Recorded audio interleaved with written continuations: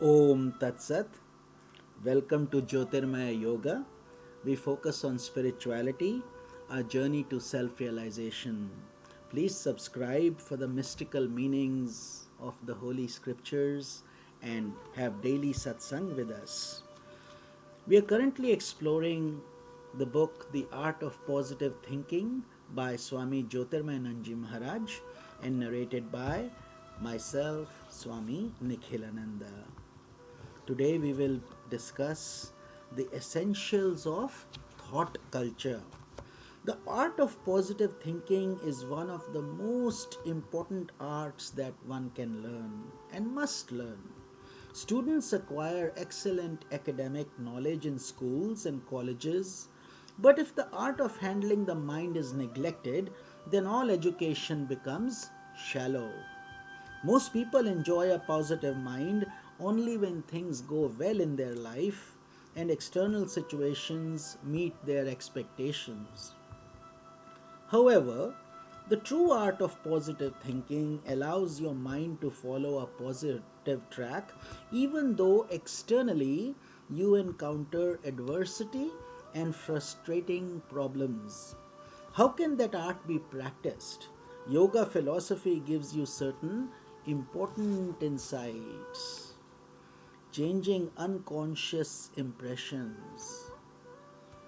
There's a cycle of the mind which continues on and on. There are samskaras or impressions. Through those samskaras sprouts vasanas or subtle desires. The desires take the thoughts of vrittis or thought waves, and the thought waves lead us to kama or a stronger desire, and the kama makes us do the karma or action. Through that karma, we experience the fruit of the action, either pleasant or unpleasant, and that again goes into our unconscious and creates the sanskaras. So the cycle continues. Changing unconscious impressions.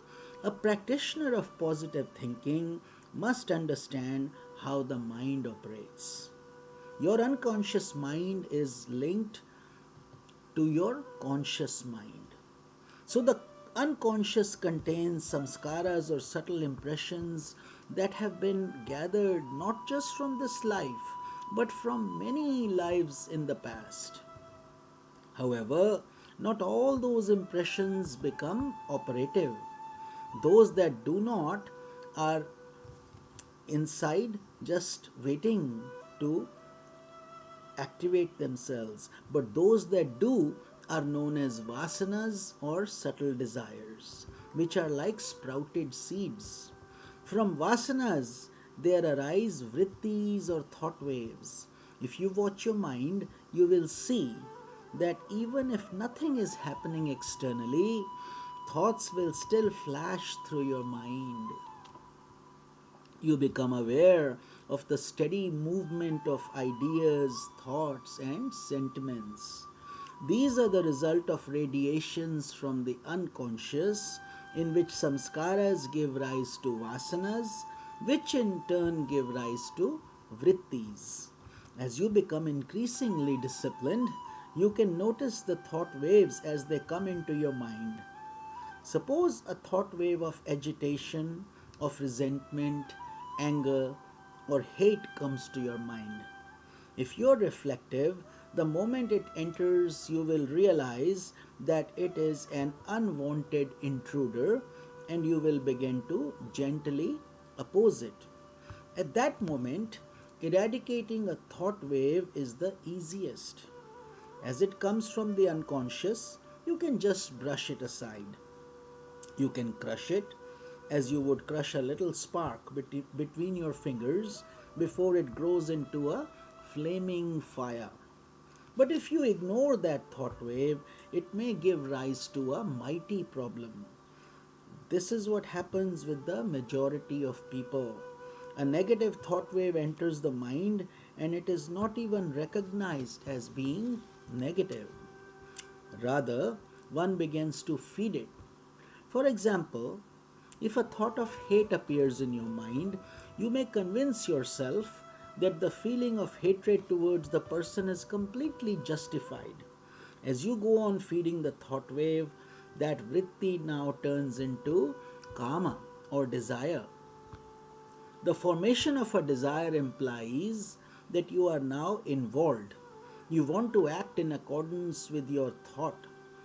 You hate someone, so now you want to hurt that person. At this point, desire turns into trishna or craving. It becomes an obsession. Craving causes karmic involvement that results in bhoga, meaning various experiences of pleasure and pain. These once again create impressions or samskaras, and thus the cycle keeps revolving, in which unconscious impressions bring about subtle desires, which gives rise to thought waves, which turn into desires, which become craving, which lead to karmic involvements and experiences of pleasure and pain, which again cause impressions in the unconscious. Such beautiful knowledge. Once we know how these things are operating in our mind, surely we can program ourselves better and be aware of these changes within. The art lies in changing the pattern of your unconscious impressions through repeated effort. You cannot become positive all of a sudden. You may read a book on positive thinking and become convinced that it is quite wonderful.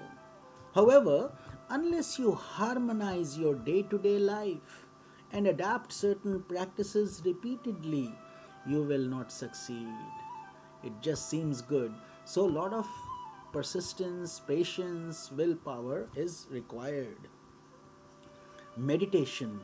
Give space to your mind. Wake up early in the morning and practice meditation. Allow yourself the experience of serenity. Make a conscious effort to make your mind calm, rising above all the problems of the world. This is most important for promoting positive thinking. Give your mind space. Ordinarily, your mind is crowded. It is always involved in thoughts of the past, present, and future. When your mind is crowded, you do not have objectivity towards your problems. Sometimes problems seem so immense that you feel you are being choked by them. Day by day, allow a serene state of mind to develop.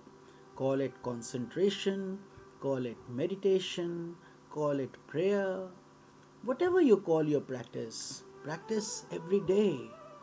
Allow your mind to relax, and in that relaxed state, try to transcend all your problems. Feel that you are backed by the divine hand. God within you is enveloping your personality. The moment you develop that type of transcendence, a new energy enters your personality, a new peace. Even though you enjoy only a ray of that experience, it gives you insight into how to handle your problems. A problem of immense magnitude then becomes very simple. Thus, day by day, generate impressions of peace and serenity by regular practice of meditation. Om Tat Sat. I will see you in tomorrow's satsang. Hari Om.